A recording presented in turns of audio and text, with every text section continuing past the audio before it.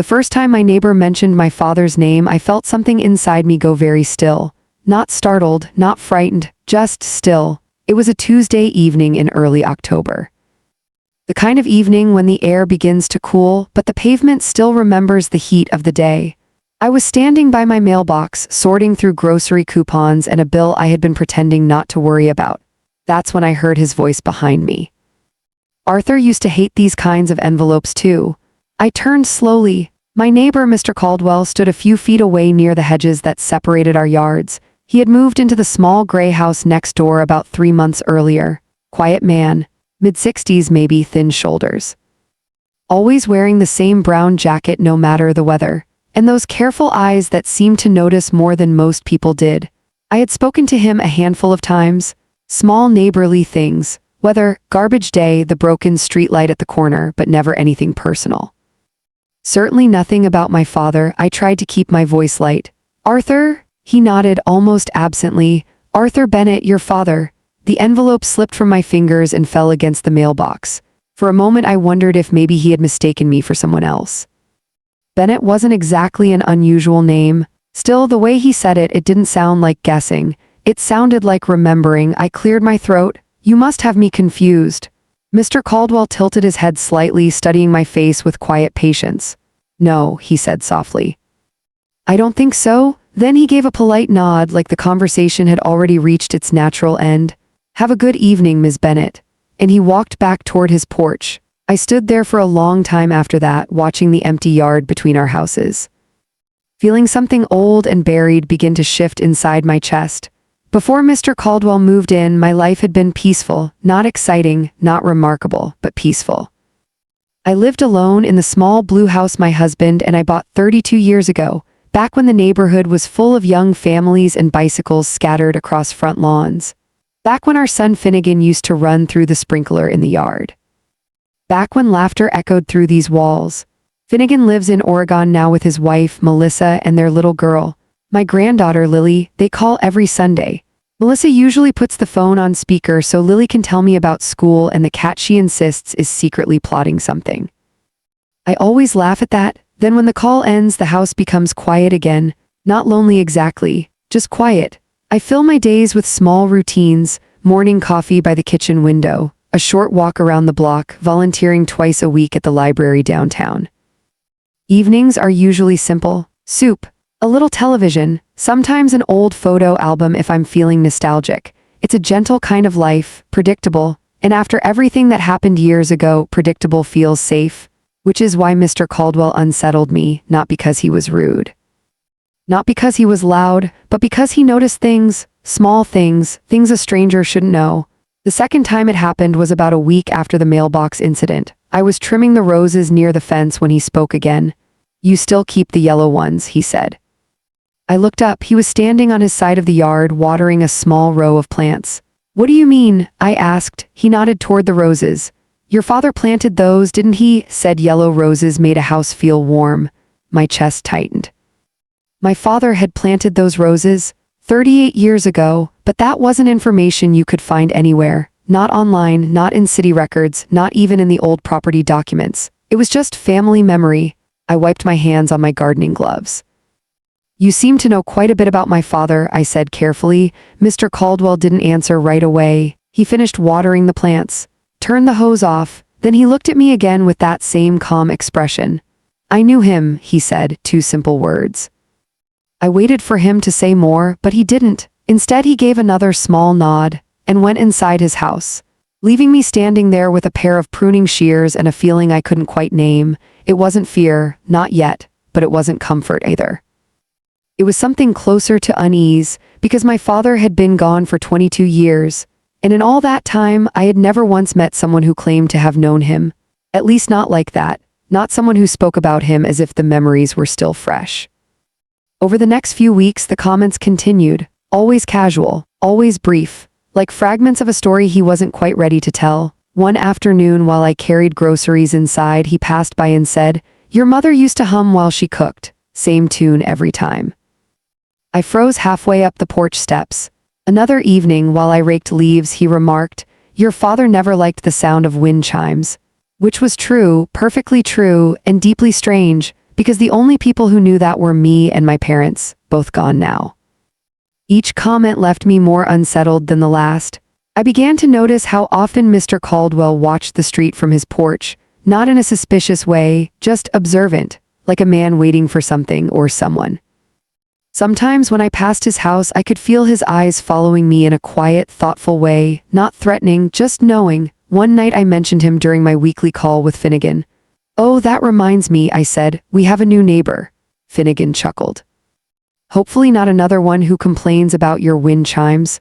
I hesitated. "That's the strange thing," I said. "He actually mentioned those." "What do you mean?" I told him about the comments, about my father, about the roses. Finnegan was silent for a moment.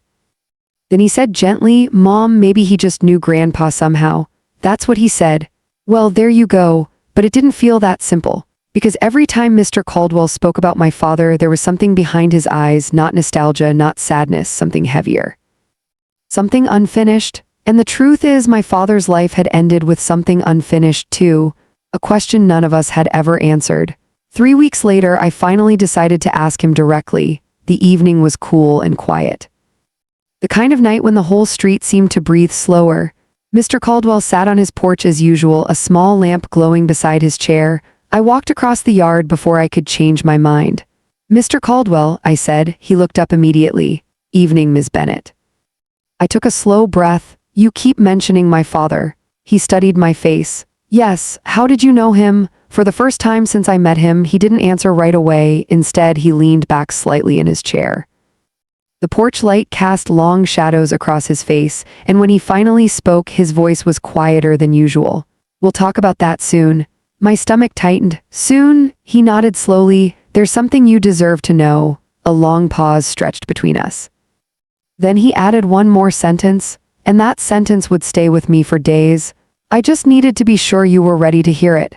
After that conversation on his porch, sleep did not come easily. I lay in bed that night staring at the faint pattern the streetlight cast across my ceiling. The branches of the old oak tree outside my window moved slowly in the wind, their shadows stretching and folding like quiet hands. There are moments in life when something shifts, even if nothing visible has changed. That night felt like one of those moments. Mr. Caldwell's words repeated in my mind, "There's something you deserve to know," and the part that troubled me most wasn't the mystery. It was the calm certainty in his voice, like a man who had been carrying a secret for a very long time. The next morning I tried to return to my usual routine. Routine has a way of steadying the mind. I brewed my coffee. Opened the kitchen window the way I always did. Let the cool air move through the house. But my thoughts kept drifting toward the gray house next door. At 9 o'clock I left for the library. Volunteering there twice a week had become something of a quiet anchor for me. The building itself is small and old, with tall wooden shelves and soft creaking floors that always smell faintly of dust and paper. Children visit after school. Older residents come to read the newspaper or use the computers. It's peaceful work, shelving books. Helping someone find a novel they vaguely remember from 30 years ago. But that morning I caught myself staring at the same page of a catalog screen for almost 5 minutes. My friend Marjorie noticed. Marjorie is 73 and possesses the kind of gentle bluntness that only comes with age. She leaned against the counter beside me. "Something on your mind, Ellen?" I blinked. "Why do you say that?" "You've been trying to shelve that same book since 10 o'clock. I looked down. Sure enough, the book was still in my hands. I laughed softly. "I suppose I'm a little distracted." Marjorie studied me with kind eyes. "Family trouble?" "No," I said quickly. Then I hesitated. "Just a neighbor." She raised an eyebrow. "Well, now that usually means one of two things." I smiled faintly. "In this case, it means he knows things about my father." That got her attention. "Oh," I told her some of it, not everything, just the small details Mr. Caldwell had mentioned. The roses, the wind chimes, my mother humming in the kitchen. Marjorie listened carefully, her brows slowly tightening. "And he said he knew your father?" "Yes." "Did he say how?" "No." She folded her arms thoughtfully. "Ellen, your father passed away before you moved back here, didn't he?" "Yes, 22 years ago." Marjorie nodded slowly. "Well, either this man really did know him, or he's a very strange storyteller." Her attempt at humor helped a little, but the unease remained, because something about Mr. Caldwell didn't feel like storytelling. It felt like memory. When I returned home that afternoon, his porch was empty. The gray house looked quiet, almost too quiet. I told myself not to read into that. People have errands, appointments, normal lives. Still, as I walked up my driveway, I noticed something small that made me pause. The porch light was on. Even though the sun was still high in the sky, a small thing, but somehow it made the house feel watchful. That evening Finnegan called earlier than usual. "Hey Mom," he said, "got a minute?" "Always." I could hear Lily laughing somewhere in the background. Finnegan's voice softened. "Melissa took Lily to a birthday party. I figured I'd call before things got chaotic here. We talked about ordinary things, the weather, Finnegan's work, Lily's new fascination with drawing dinosaurs that looked suspiciously like large chickens. But eventually he asked the question I had been expecting. "So, how's the mysterious neighbor?" I sighed. "Still mysterious." "Did you talk to him again?" "Yes, and he said there's something I deserve to know." Finnegan was quiet for a moment. "That sounds dramatic." It felt dramatic. "What do you think it is?" I walked slowly to the kitchen window. From there I could see Mr. Caldwell's house clearly. The porch light was still on. "I don't know," I admitted, "but it has something to do with Grandpa." Finnegan hesitated. "Mom, you remember what Grandpa's last year was like?" I nodded, even though he couldn't see me. "I remember. My father had become quieter toward the end of his life, more private. There were things he never explained, things we didn't question at the time. Because when someone you love is fading, you tend to focus on the present, not the past." Finnegan continued gently. "Maybe this man knew him from work or something. Maybe, but again, it didn't feel that simple." Over the next few days, Mr. Caldwell remained polite but distant. If we crossed paths, he nodded, offered a brief greeting, but he never mentioned my father again. And strangely, that silence made the tension worse. It felt like waiting for a storm that hadn't decided when to arrive. Then on Thursday evening, something happened that unsettled me even more. I had just finished dinner when someone knocked on my door. 3 slow knocks, not urgent, but deliberate. When I opened the door, Mr. Caldwell stood there. The porch light behind him cast his face in half shadow. "Good evening, Ms. Bennett." His voice sounded the same as always, calm, measured, but there was something heavier in his eyes. "I'm sorry to bother you," he said. "May I come in for a moment?" For a brief second I considered saying no, not out of fear. Just instinct, but curiosity won. "Of course." He stepped inside slowly, looking around the living room with quiet attention. The photographs on the mantel, Finnegan's childhood drawings still pinned to a corkboard, the old piano against the wall. "You've kept it very much the same," he said softly. That made me pause. "The same as what?" But he didn't answer. Instead, he walked toward the mantel. There was a framed photograph there, my parents, taken sometime in the late 70s. My father stood tall in a gray suit, one hand resting lightly on my mother's shoulder. Both smiling, Mr. Caldwell looked at the picture for a long time, then he spoke quietly. He always stood like that in photos. I felt my chest tighten again. "You really did know him?" He nodded slowly. "Yes." I folded my arms. "Then I think it's time you explain how." For several seconds he said nothing. Then he turned toward me, and for the first time since I had met him, the calm expression on his face softened into something closer to regret. "There are parts of your father's life you never knew about," he said. I felt a chill move down my spine. "What do you mean?" Mr. Caldwell took a slow breath. "Your father was a good man." That sentence surprised me. Yes. The word hung in the room like a fragile object. Then he added quietly, "But good men sometimes carry heavy mistakes." I felt my pulse quicken. "What kind of mistakes?" He didn't answer right away. Instead, he looked back at the photograph again, almost like he was asking permission from the past. Finally, he spoke. "Tell me something first," he said gently. "Did your father ever talk about a man named Thomas Caldwell?" The name landed in my chest like a dropped stone. I searched my memory, every childhood dinner, every family story, every conversation I could recall, but the name meant nothing. "No," I said slowly. "I've never heard that name before." Mr. Caldwell nodded once, as if confirming something he had suspected. Then he looked directly into my eyes. And the next words he spoke made the room feel suddenly smaller. "That's interesting," he said quietly, "because Thomas Caldwell was my father." The silence that followed felt thick and heavy. I stared at him, trying to understand. "But if he was your father, Mr.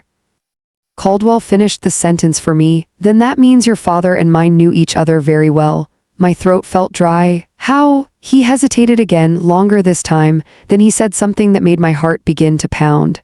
They grew up together. That surprised me. My father grew up in another state? Mr. Caldwell shook his head slowly. No, his voice was steady, not before he changed his name.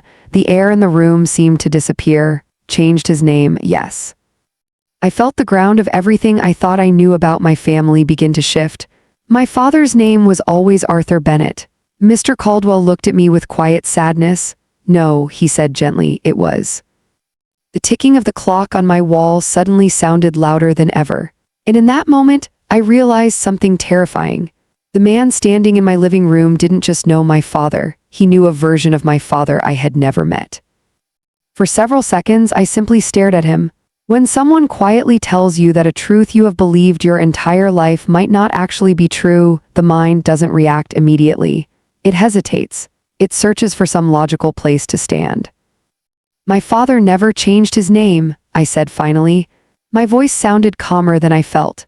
Mr. Caldwell didn't argue. He simply lowered himself into the armchair beside the window, moving slowly like a man aware that what he was about to say required patience.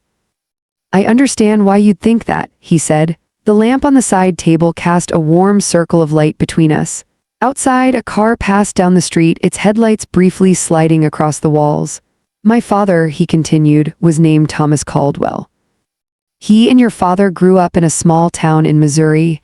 I folded my arms. My father was born in Kansas. That's what he told people later. The words were not spoken harshly. If anything, they carried a quiet weight.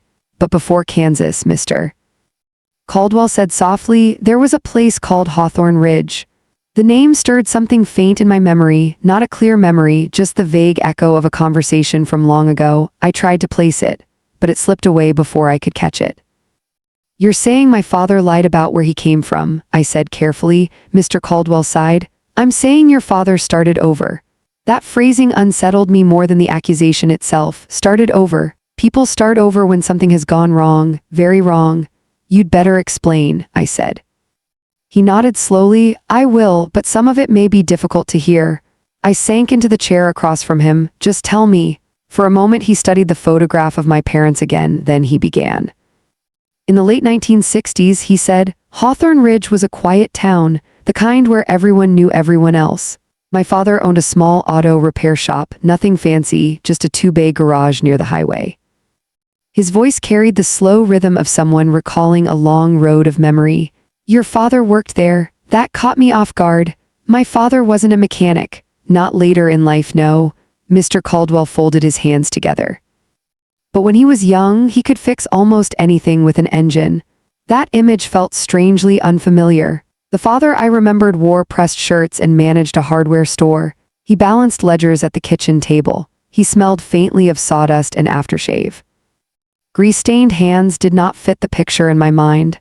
Mr. Caldwell continued. He and my father were close friends. They spent nearly every day together, worked during the week, fishing on Sundays. My mother used to say they were more like brothers than friends. Something in his tone softened when he spoke about those days, but it didn't last. Then one summer, he said quietly, everything changed. The clock on the wall ticked steadily. I found myself leaning forward without realizing it. What happened? Mr. Caldwell looked down at his hands.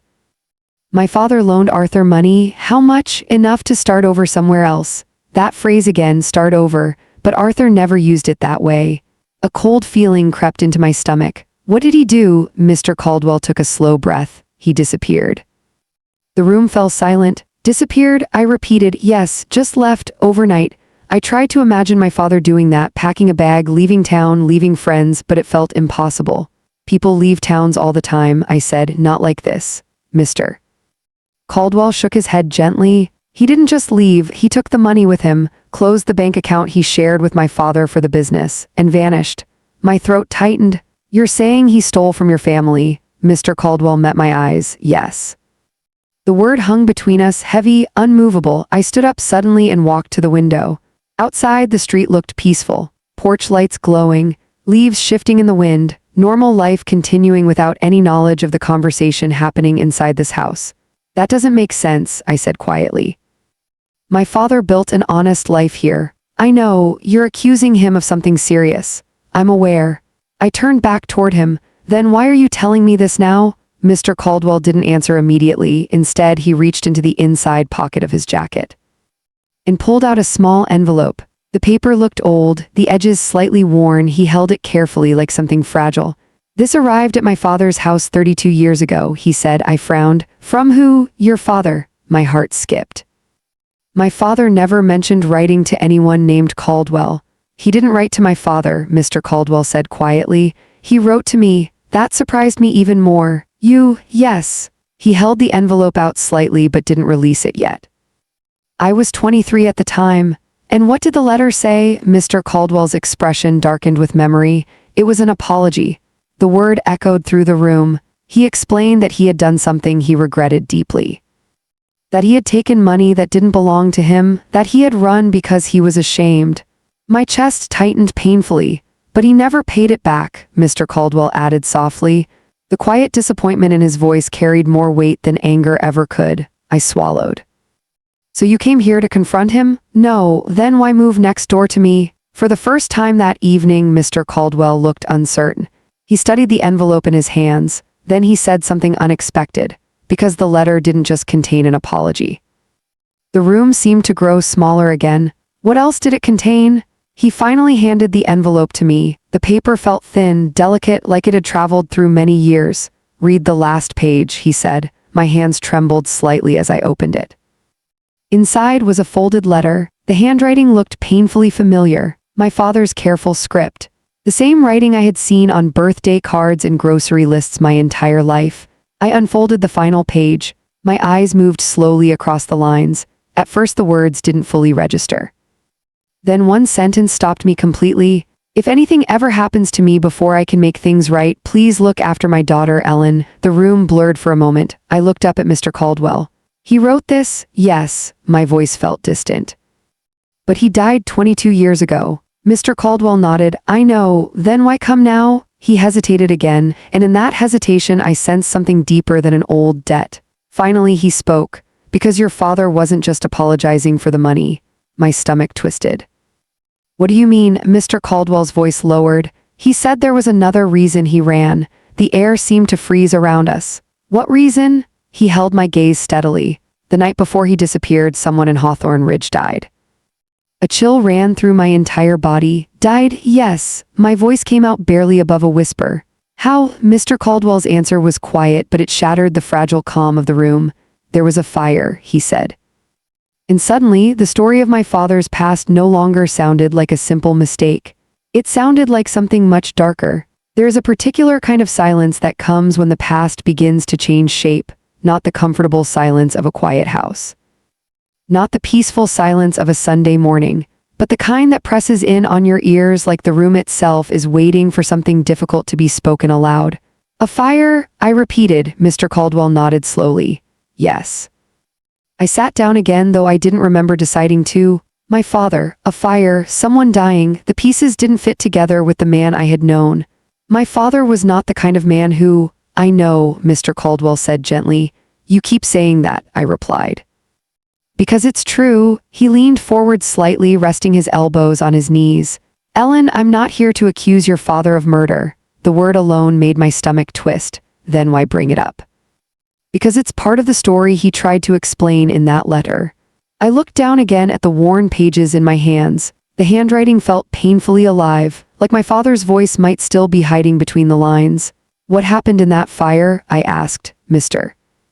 Caldwell exhaled slowly. It was the repair shop. I blinked. The garage your father worked in? Yes. A cold feeling crept up my spine. That's where your father and mine ran the business together. He paused, and it burned to the ground.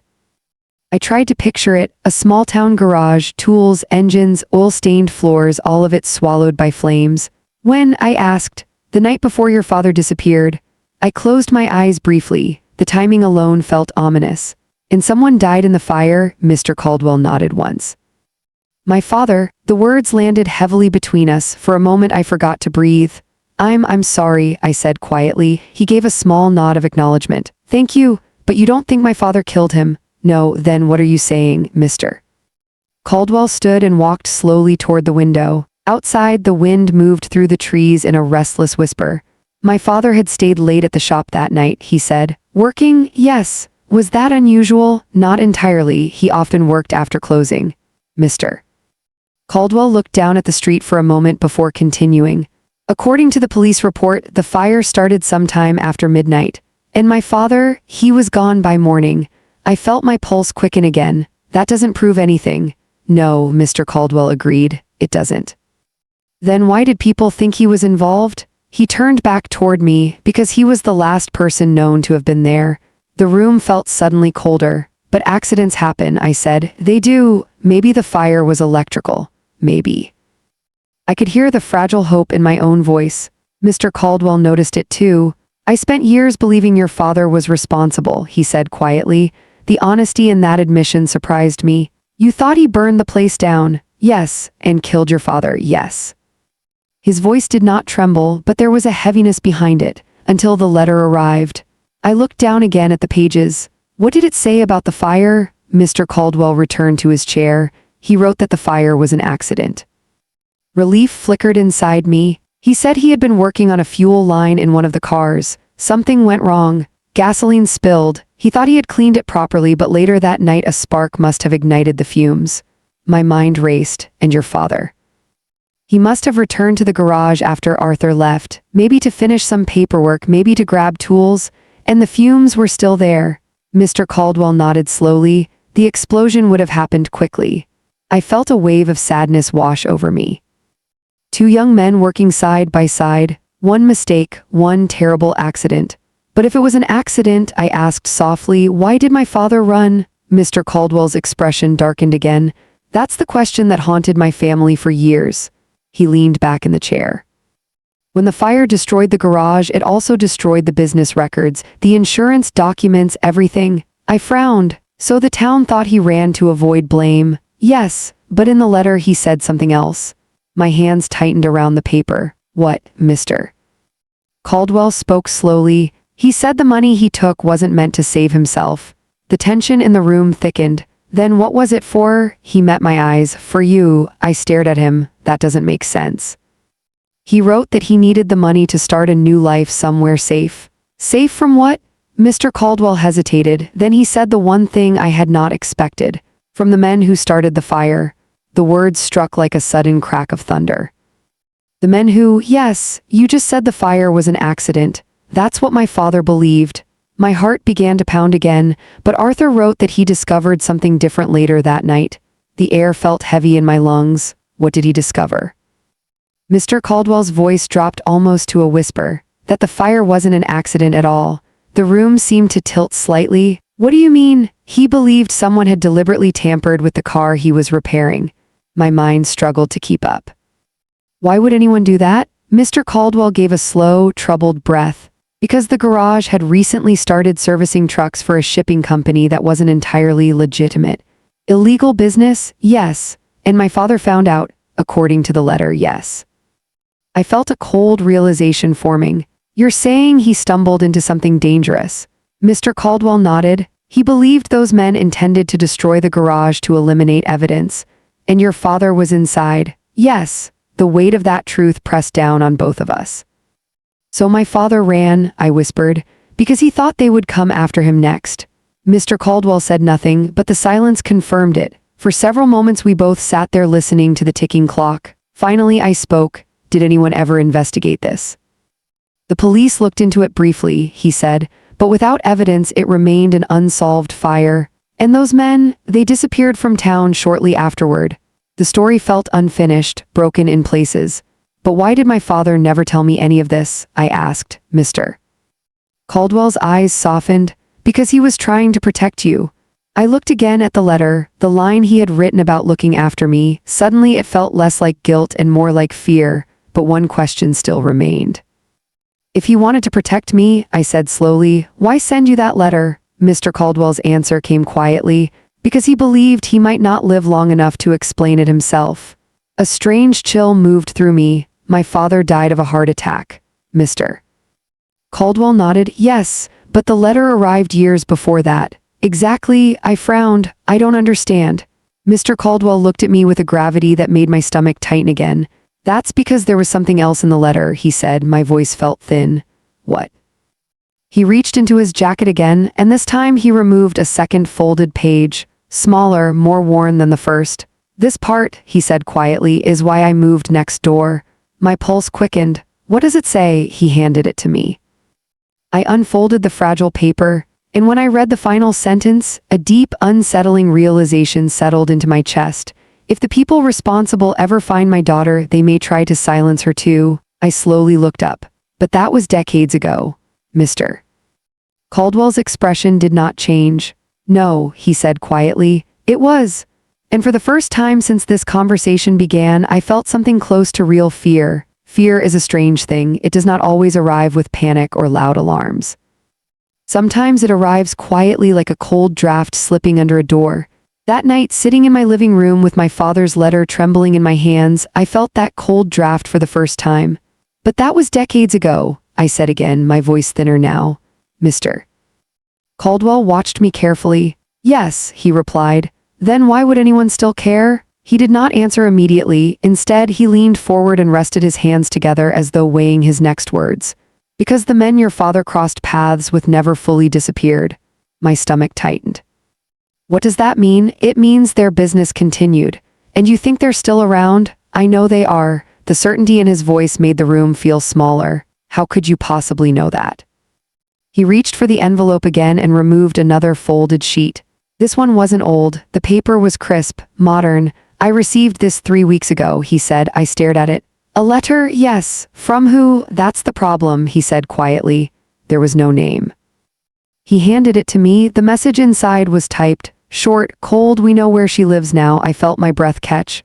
What is this? Mr. Caldwell's eyes remained steady. It arrived at my address, but it mentions me, yes. A strange ringing filled my ears. That could be anyone, I said quickly. Some kind of prank. I thought that too at first. What changed your mind? He gave a tired sigh. The second letter, the room seemed to tilt again.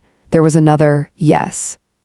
He reached into his jacket once more. This time the paper looked even newer. He placed it gently on the table between us. The words were even shorter. Arthur Bennett's daughter should not ask questions. A long silence followed. I could hear the refrigerator humming in the kitchen. The clock ticking, the quiet rhythm of a peaceful house that suddenly didn't feel peaceful anymore. But I haven't asked anyone anything, I said. Not yet. The implication hung between us. My voice dropped to a whisper. You think someone is watching me? I think someone noticed when I started asking about Arthur Bennett again. My heart beat faster. You've been asking questions? Yes. Why? Mr. Caldwell hesitated. Then he answered with disarming honesty. Because after 30 years, I wanted to know the truth about my father. The sadness in his voice softened something in my chest. 2 sons, 2 children, still trying to understand the choices of men who were long gone. And you think those same people are still paying attention, I said slowly. I think the kind of business they were involved in doesn't disappear easily. I stood and began pacing the living room. My mind struggled to absorb everything. You said you came here because of my father's letter, I said. Yes, but these threats arrived only 3 weeks ago. That's right, and you moved next door 3 months ago. Yes, I stopped walking. A thought struck me. Wait, Mr. Caldwell looked up. You were already looking for me before the letters arrived. He nodded. I wanted to keep a promise. What promise? The one your father asked of me. I looked down at the letter again. Please look after my daughter. The words felt heavier now. You didn't even know me. No, yet you moved across the country. Yes, why? He gave a small, almost embarrassed smile.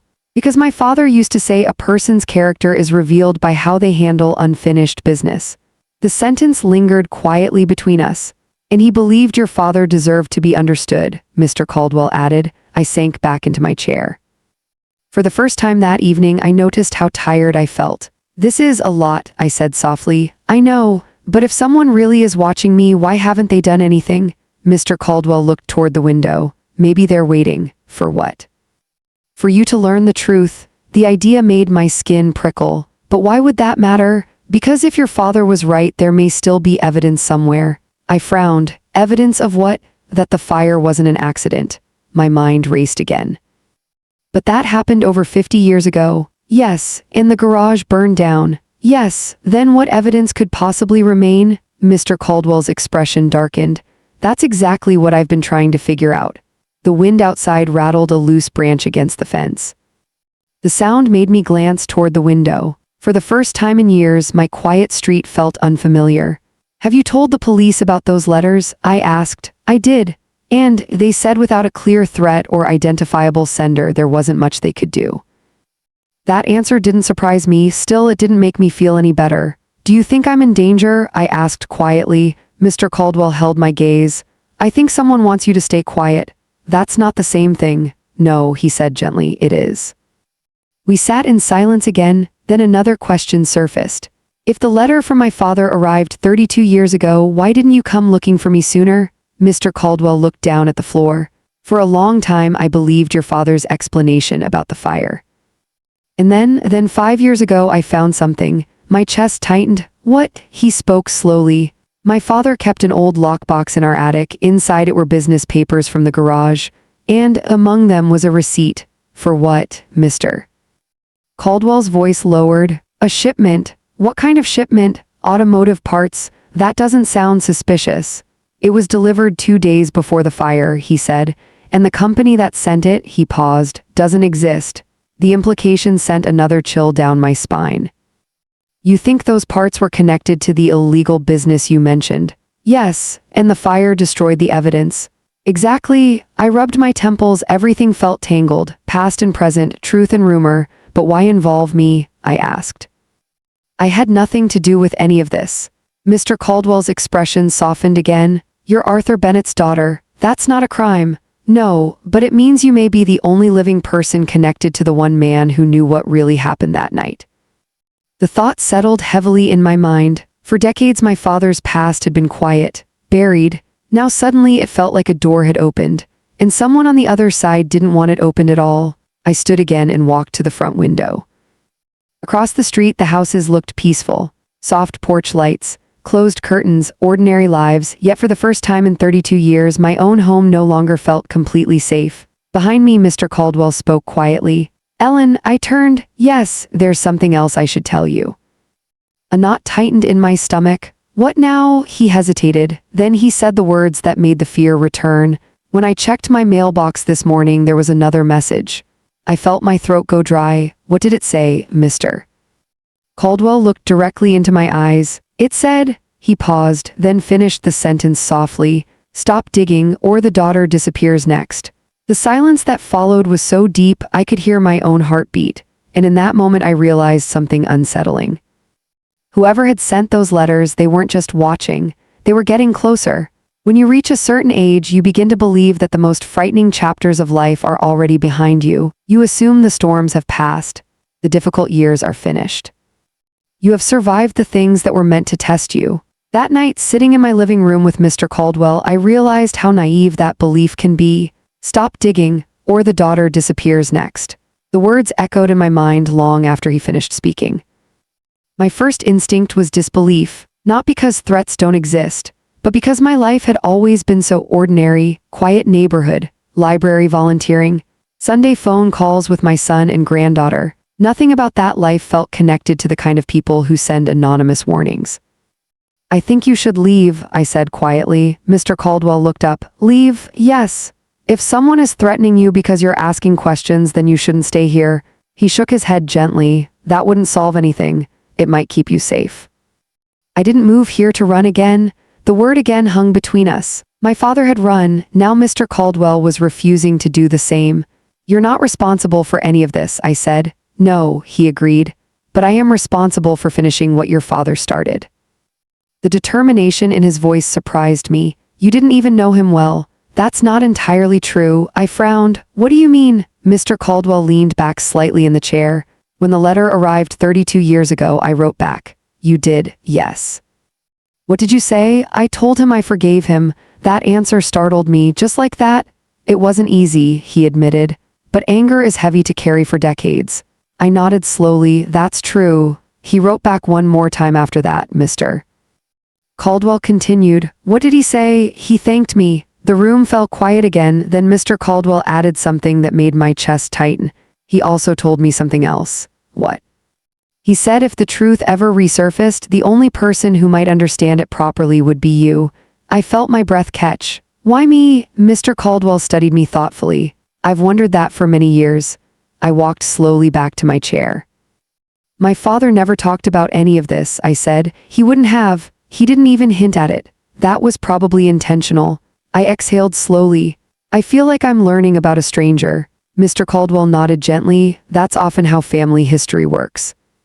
For a few minutes we said nothing. The house creaked softly as the night air cooled outside. Then a thought struck me. You said you've been investigating this for 5 years. Yes, and only recently someone started threatening you. That's correct, which means someone noticed you. Yes, but how? Mr. Caldwell hesitated, then he said something that made my stomach tighten again. I believe someone in this town contacted them. My eyes widened. You think someone here is involved? It's possible, but this happened in Missouri 50 years ago. Criminal networks tend to keep long memories. I rubbed my temples again. This is starting to sound like a detective novel. I wish it were that simple. Do you have any proof? Not yet. And without proof, this could all just be coincidence. Mr. Caldwell gave a small, tired smile. I've spent a lot of time hoping it was coincidence, and now I'm less certain. I stood again and walked toward the hallway. Would you like some tea? I asked. He nodded politely. That would be nice. In the kitchen, I filled the kettle and set it on the stove. The familiar routine helped calm my nerves. Water, tea bags, 2 cups, normal actions in a suddenly abnormal evening. When I returned to the living room, Mr. Caldwell was looking at the old photo albums stacked on the coffee table. These are your family photos? He asked. Yes, may I? Of course. He opened the top album carefully. Inside were pictures of Finnegan as a child, birthday parties, camping trips, Christmas mornings. Mr. Caldwell turned the pages slowly, then he stopped at one photo. My father stood in the backyard beside the yellow roses, younger than I remembered, smiling faintly. He looked happy here, Mr. Caldwell said quietly. He was. For a man carrying secrets, he hid them well. I sat down beside him. He loved simple things. Like roses, yes. We sat in silence for a moment, then Mr. Caldwell said something that surprised me. Do you remember the year this photo was taken? I studied it. Finnegan looked about 8 years old. That would have been 1989. Mr. Caldwell nodded slowly. That's interesting. Why? Because that's the same year your father wrote his final letter to me. The timing made my chest tighten again. So he was thinking about the past even then. Yes. I looked at the photo again. For the first time I wondered what my father had been feeling that day, standing in the sunlight, smiling for the camera while carrying memories none of us understood. What happened to the garage property after the fire? I asked suddenly. Mr. Caldwell closed the album. It was abandoned for many years, and now it's still empty. That surprised me. No one rebuilt? No, why not? Because the land was eventually purchased by a shipping company. My pulse quickened. The same company connected to those trucks? Mr. Caldwell nodded slowly. Yes. A chill moved through me. So they still control the property. It appears so. The pieces began forming an unsettling picture, and if evidence ever existed, it might still be there. That's what I've been thinking. My heart began beating faster again. You're not suggesting we go there? Mr. Caldwell hesitated, then he said quietly, I already have. The room seemed to freeze. You went to Missouri? Yes. When? 2 months ago, and I found something. My breath caught. What? He reached into his jacket again. This time he removed a small photograph. It showed an overgrown field, rusting metal beams, and the crumbling remains of an old concrete foundation. The garage site, he said. I studied the picture. What did you find there? Mr. Caldwell tapped the corner of the photo. Look closer. At first I didn't notice it. Then my eyes focused on a small object half buried in the dirt, a metal plate with faded lettering. What is that? I asked. Mr. Caldwell's voice dropped to a quiet whisper. It's part of the car your father was repairing the night of the fire. My pulse thundered in my ears. How could that still be there? Because the fire didn't destroy everything. And that plate proves something? Yes. What? Mr. Caldwell met my gaze. It proves the fuel line was cut. The realization hit me slowly, carefully, deliberately. You mean? Yes, the explosion was sabotage. The room seemed to tilt again, and my father didn't cause it. No. He tried to fix the damage. Yes, and someone else set the trap. Mr. Caldwell nodded. Exactly. The truth settled over us like a heavy curtain. For 50 years my father's name had quietly carried suspicion. Now it appeared he might have been the only man who tried to stop something dangerous. I swallowed slowly. If that evidence exists, yes, then someone out there has a reason to keep it hidden. Mr. Caldwell nodded. Yes. The wind outside picked up again. Branches scraped softly against the roof.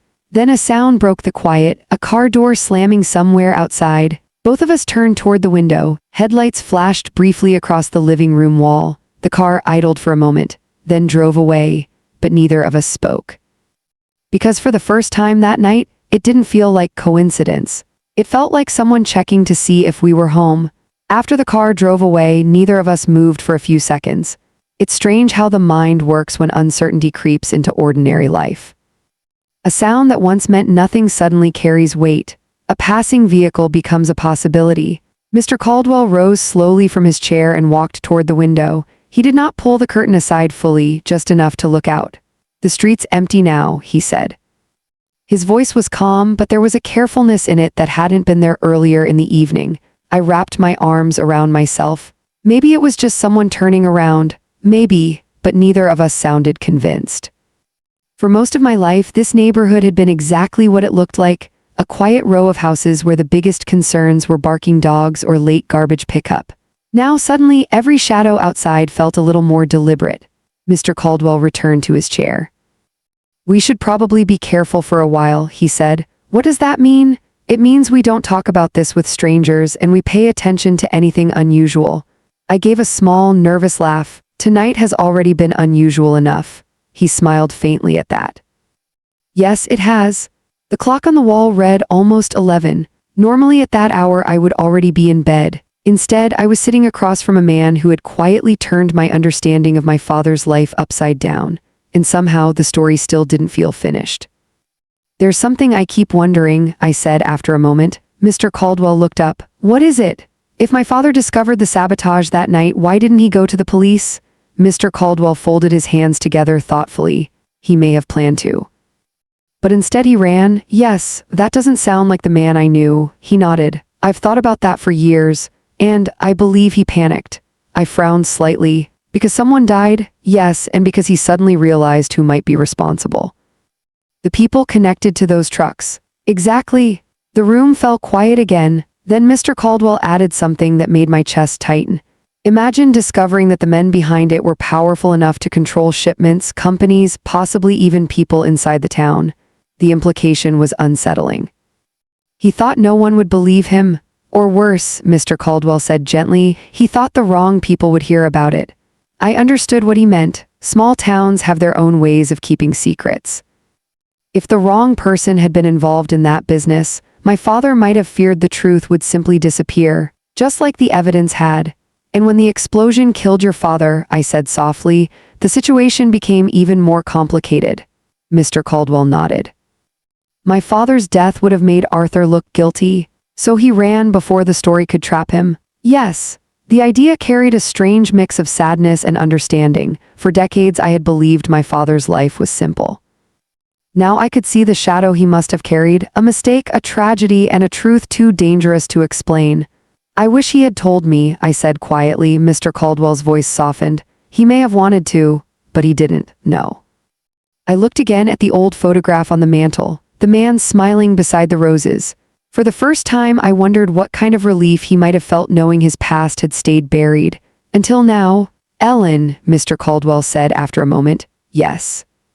There's something we need to decide." I turned toward him. "What's that?" "Whether we finish what your father started." The words settled into the room slowly. "You mean proving what really happened?" "Yes, and how exactly would we do that?" He leaned forward slightly. "By returning to Hawthorne Ridge." The suggestion landed like a stone in my stomach. "Missouri? Yes, that's halfway across the country. I know, and someone is already sending threats." "That's true." "So your plan is to travel directly to the place connected to all of this?"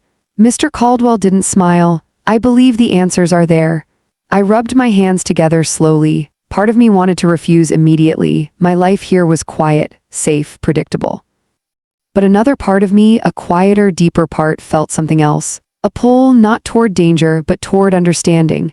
"My father carried this his entire life," I said. "Yes, and he never got the chance to clear his name." No, the thought lingered.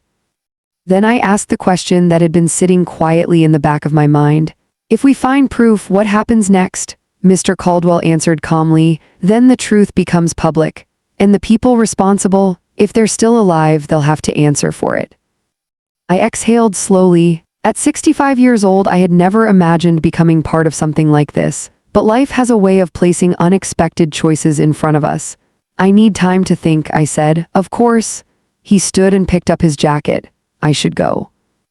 It's late. I walked him to the door. When we stepped onto the porch, the night air felt cooler than before. The street was quiet again, still, peaceful, yet beneath that quiet, something had clearly changed. Mr. Caldwell paused at the steps. Ellen, he said gently, yes. No matter what you decide, thank you for listening tonight. I nodded. Thank you for telling me. He gave a small, respectful nod, then he walked slowly across the yard toward his house. I stood on the porch for a moment watching him.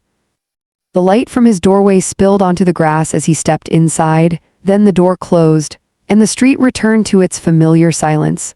I didn't sleep much that night. My mind kept returning to the same image, the burned garage, the sabotage.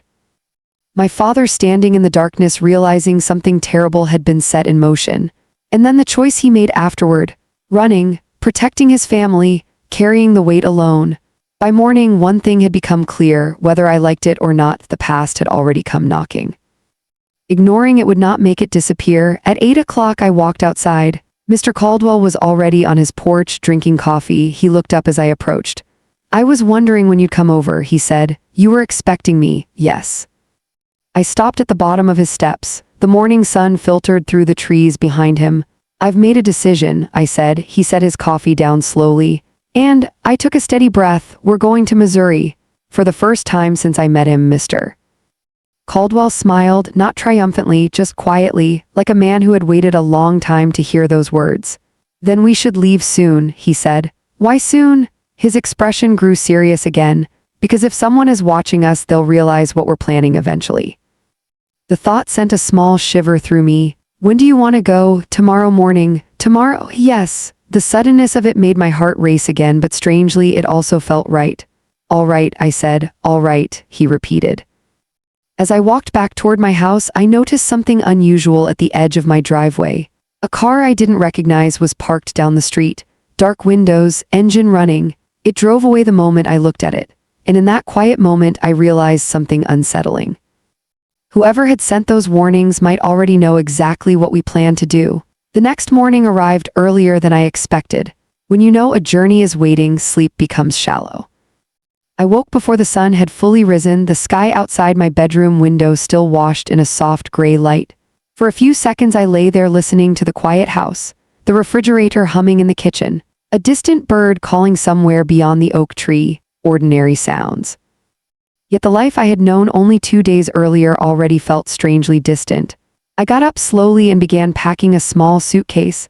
Nothing elaborate, 2 sweaters, a pair of comfortable shoes, my father's letter, and the old photograph of him standing beside the yellow roses.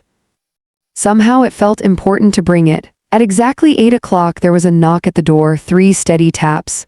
Mr. Caldwell stood on the porch holding 2 cups of coffee. I thought you might need this, he said. You were right. We stood there for a moment drinking quietly while the street slowly woke around us. A neighbor across the road retrieved his newspaper. A dog barked somewhere down the block. Everything looked normal, but I noticed the same dark sedan parked at the end of the street, different angle. Same tinted windows. Mr. Caldwell noticed it too. Let's not linger, he said calmly. The drive to Missouri took most of 2 days. We kept the radio low and the conversations thoughtful. Travel has a way of opening space for reflection. Somewhere in the long stretches of highway between towns, I found myself asking questions I had never considered before. What was your father like? I asked Mr. Caldwell late that afternoon. He smiled faintly. Patient. That's a good quality. Yes. Especially for someone who spent his life fixing other people's broken engines. Did he ever talk about my father before the fire? All the time. The answer surprised me. What did he say? That Arthur was clever. I smiled slightly. That sounds like him. He also said your father had a habit of worrying about things long before they became problems. That definitely sounds like him. Mr. Caldwell's smile faded gently. I think that's why he recognized the danger at the garage before anyone else did. The road stretched ahead of us in a long silver line. For decades that story had lived quietly in the shadows. Now we were driving directly toward it. We arrived in Hawthorne Ridge late the following afternoon. Small towns rarely change as much as cities do. The main street still held the same simple storefronts. A diner on the corner, a hardware store, a faded movie theater that probably hadn't shown a new film in years, yet beneath that familiar appearance the place carried a subtle weight. The kind that lingers in towns where old stories still exist. Mr. Caldwell drove slowly down a narrow road outside town. There, he said. I followed his gaze. At the edge of an open field stood the remains of the garage foundation. Time had not been kind to it. The concrete was cracked. Tall weeds grew through the broken floor. Rusting metal beams lay scattered where the structure had once stood. For a long moment we simply sat in the car. That's where it happened, Mr. Caldwell said quietly. I opened the door and stepped onto the dry grass. The air smelled faintly of dust and sun-warmed earth. It was difficult to imagine flames once rising here, men shouting, sirens, a tragedy that would ripple across decades. We walked slowly toward the center of the foundation. Mr. Caldwell pointed to the spot where he had taken the photograph. The metal plate was buried over there, and it showed the fuel line had been cut. Yes, I looked around the empty field. So if this proves the fire was sabotage, yes, then someone in town might still remember the truth. Mr. Caldwell nodded. That's exactly what I was thinking. We began asking questions that evening. Quiet questions, respectful ones. Small towns remember more than they say. At the diner on Main Street, an elderly waitress listened carefully as Mr. Caldwell mentioned his father's name. Her eyes softened immediately. Thomas Caldwell. She said, yes, oh honey, I remember that night. She lowered her voice. People always said something about that fire felt wrong. What do you mean? I asked. She glanced toward the empty booths before answering. 2 men were seen leaving the garage just before the explosion. My pulse quickened. Did anyone know who they were? She shook her head slowly. But they weren't from around here. Mr. Caldwell leaned forward slightly. Did anyone report that to the police? Yes, she said. But nothing came of it. The story sounded painfully familiar. Evidence, suspicions, then silence. Before we left, the waitress added something else. Your father, she said gently, looking at Mr. Caldwell. He was a good man. Mr. Caldwell nodded. I know. The final piece came the next morning. At the town records office, an elderly clerk helped us search through archived police reports. Most of the documents were faded and incomplete, but one page caught my attention. A handwritten note from an officer who had investigated the fire. I read the line twice to be certain. Evidence suggests fuel system tampering. Investigation halted due to pressure from external authorities. My heart began to pound. Look at this, I said. Mr. Caldwell leaned over my shoulder. The meaning was unmistakable. Someone had interfered with the investigation. Someone powerful enough to close the case. For a long moment neither of us spoke. Then Mr. Caldwell exhaled slowly. Your father was telling the truth. The words felt like sunlight breaking through heavy clouds. For half a century his name had carried suspicion. Now the record itself whispered something different. He wasn't running from guilt, I said quietly. No, he was running from men who wanted the truth buried. Yes, a deep calm settled over me, not triumph, not anger, just a quiet sense of something finally coming into balance. We shared the documents with a journalist in the nearest city a week later. He listened carefully, checked the records, followed the old shipping company trail. Within a month, the story appeared in a regional newspaper, not sensational, not dramatic, just the truth, a forgotten fire, a sabotaged garage. And a man named Arthur Bennett who had carried the blame for 50 years. When the article was published, I printed a copy and placed it beside my father's photograph. The yellow roses outside my house were blooming again by then, bright, warm, exactly the way he had liked them. Life eventually returned to its quiet rhythm. Mr. Caldwell still lives next door. Sometimes we sit on our porches in the evening and talk about small things. Weather, books, the ordinary comforts of peaceful days. The threatening letters stopped after the article was published. Whoever sent them disappeared back into silence. Perhaps the truth made them realize the past could no longer be hidden, or perhaps time had simply run out for the secrets they tried to protect. Either way, the fear faded, and something gentler took its place, understanding. Because the truth about my father was never what I feared. He wasn't a thief. He wasn't a coward. He was a man who tried to protect his family when danger came too close, and in the end, the truth found its way home. Sometimes, in the quiet evenings when the light softens across the yard, I think about how easily this story might have remained buried forever.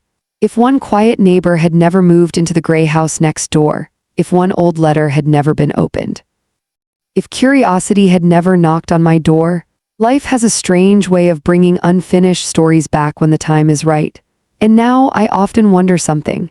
If you discovered that someone you loved had carried a painful secret for most of their life, would you have searched for the truth the way I did? Or would you have left the past resting quietly where it was? Tell me what you think.